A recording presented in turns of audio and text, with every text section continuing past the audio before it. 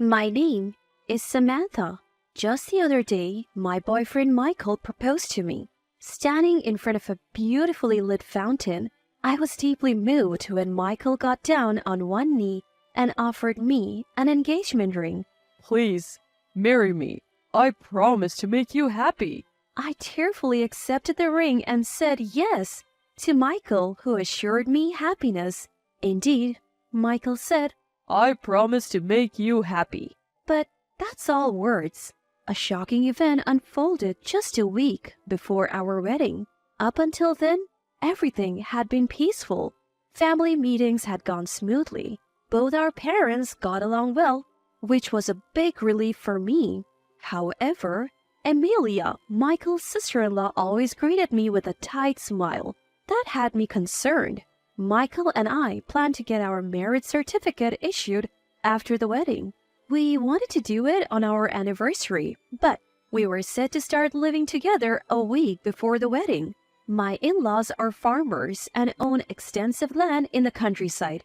We were going to build our new home just a few minutes away from where my in-laws and brother and sister-in-law live on the property. Though I felt a bit guilty about having a new home built, my mother-in-law said kindly, "As long as you help with the farming, it's all good." I studied agriculture in college. I have always had an interest in farming and was looking forward to joining the family business. Even before we got married, I would frequently help out, and the in-laws always welcomed me. Initially, I was worried about starting our married life on the in-laws' property, but I felt that we could live harmoniously with them. But one day, while I was helping with the farming as usual, Amelia approached me discreetly and whispered, "Be careful of your father-in-law." Caught off guard, all I could say was, "Huh?" Amelia looked like she wanted to say more, but our conversation was cut short as my father-in-law called out to us from a distance, leaving me puzzled about why she said that. With just a week left until the wedding, everything was set and all that remained was to walk down the aisle. I packed my things and moved into our new home to start living with Michael. We rented a truck, loaded it with our belongings, and headed to our new place with my dad helping us move. I had come to help with the farming, but today was the first day we were going to our newly built home. Dad and I couldn't help but tilt our heads in confusion as we stood in front of it. It seemed like someone was already living in the home that was supposed to be for Michael and me. The door was unlocked, so we gently opened it to find shoes lined up in the entryway.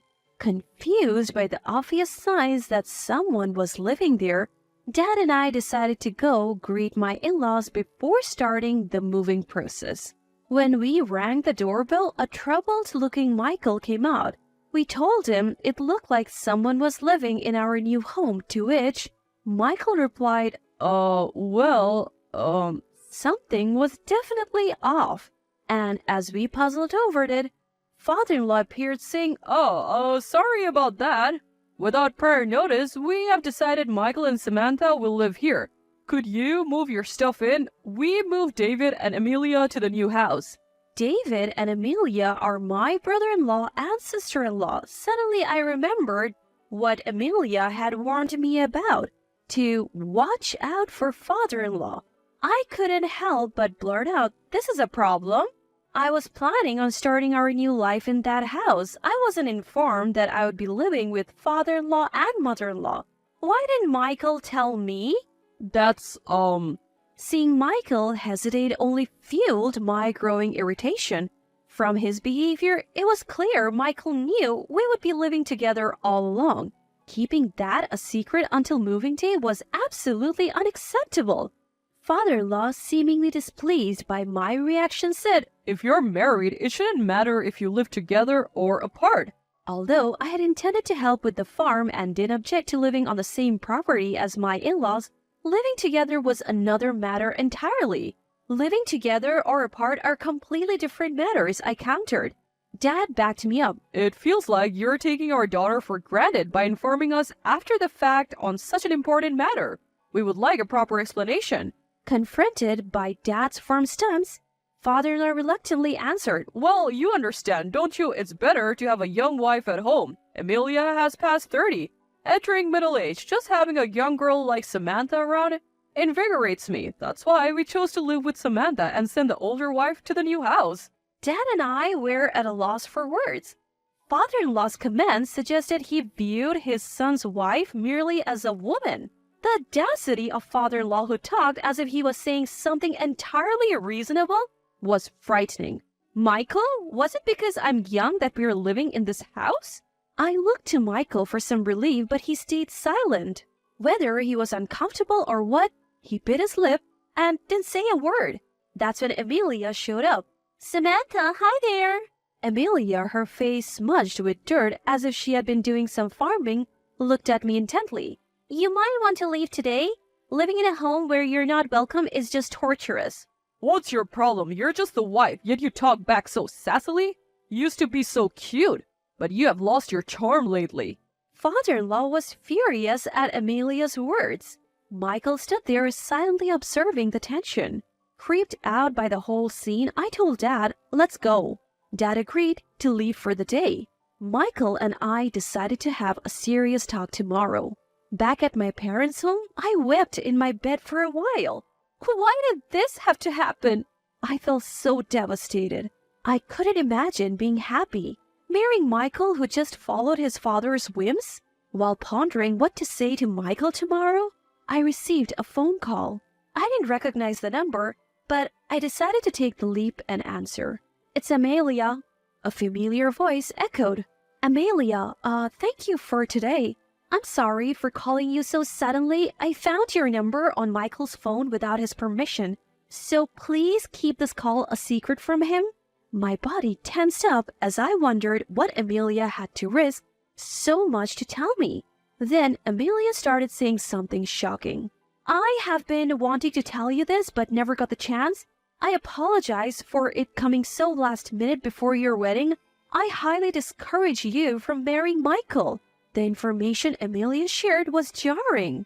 She said that she and her husband had been living with the in-laws, but were kicked out as soon as they learned I was moving in. According to father-in-law, it's because he wants to live with a younger woman. Father-in-law has a thing for younger women and he has cheated on mother-in-law, causing her emotional pain for years. Apparently, father-in-law has even intentionally walked into the changing room after Amelia took a bath saying, "Oops, my bad," with a lecherous grin. He had broken the lock himself and claimed it was an accident, but Amelia knew better. He had also rummaged through their bedroom under the pretense of cleaning and uncomfortably clung to Amelia while she cooked. Amelia was deeply in love with her husband David, and they have children, so she had been hesitant. But being kicked out this time solidified her decision to divorce. After hearing all this, there's no way I could proceed with the marriage. Amelia and I made a pact to take revenge on Michael, David, and father-in-law. I arrived at my in-laws the next day and was greeted by Amelia. We nodded at each other and entered the house where Michael, David, and my in-laws had gathered for a discussion. Thank you all for coming, I started, locking eyes with Michael. Let's call off the engagement. A stunned Michael listened as I continued.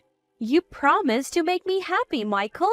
Yet you're fine with me living with this father-in-law? That's allowing me to suffer, right? I won't marry a man who's still controlled by his parents. You changed our housing plans without consulting me, so you are paying the cancellation fees for the wedding. Huh?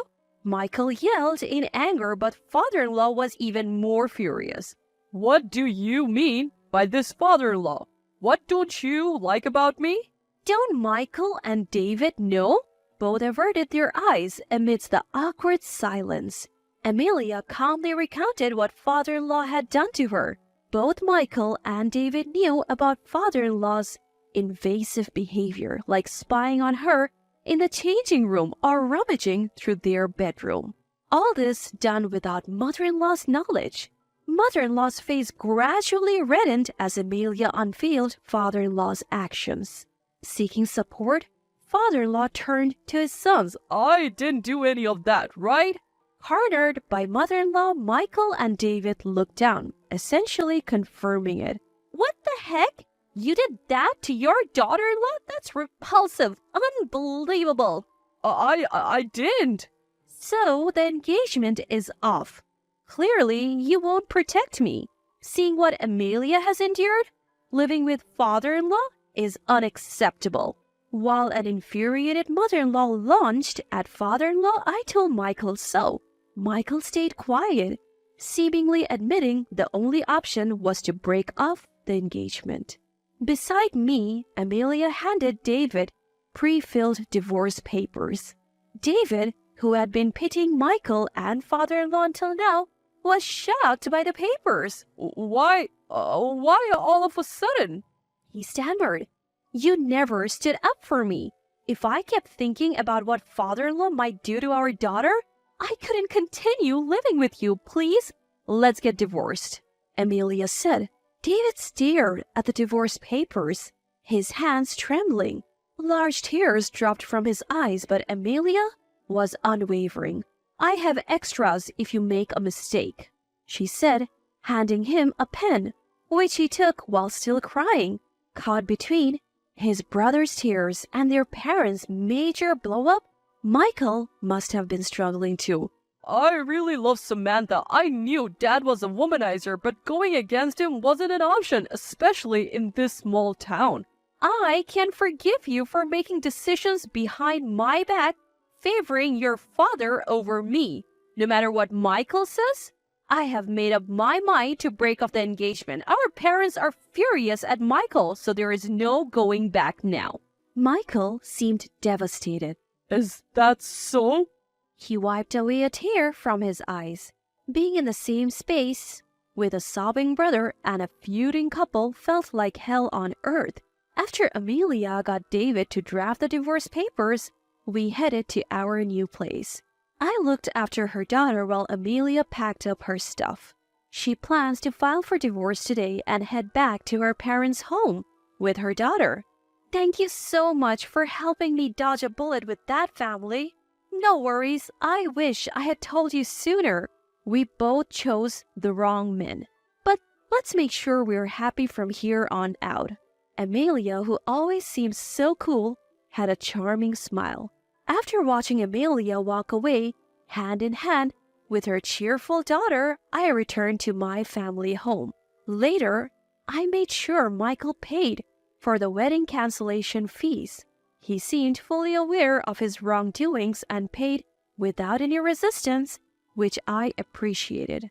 Michael's family lived in a rural area where gossip is the wife's main form of entertainment. Naturally, Michael's family became the target of good gossip. After all that fuss, even his mom ended up divorcing his dad. Their family became infamous as the household both sons' fiancés ran away from. Since I work in agriculture, I sometimes hear rumors about Michael's family. After his mom left, his dad drowned his sorrows in alcohol. The farm work, once shared between his parents, Michael, David, and Amelia, is now solely on Michael and David. They had to scale down their large farm because they couldn't manage it anymore. Though I was initially upset about breaking off the engagement with Michael, I have recovered now. I am not interested in dating or marrying for a while, just focusing on work and my hobbies. Thinking back, I am relieved I didn't become part of that family, and I'm forever grateful to Amelia.